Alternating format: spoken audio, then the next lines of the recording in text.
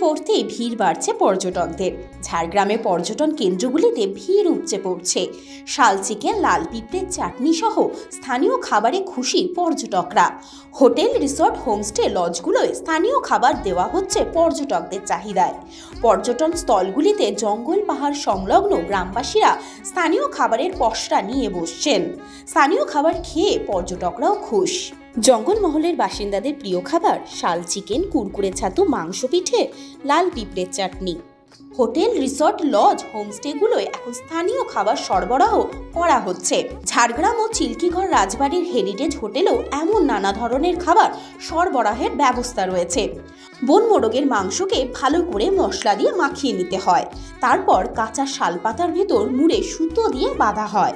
কাঠের আছে শালপাতায় ভরা মাংস রাখা হয়। পাতা পুড়ে কালচে হয়ে গেলে উনুন থেকে বের করা হয়।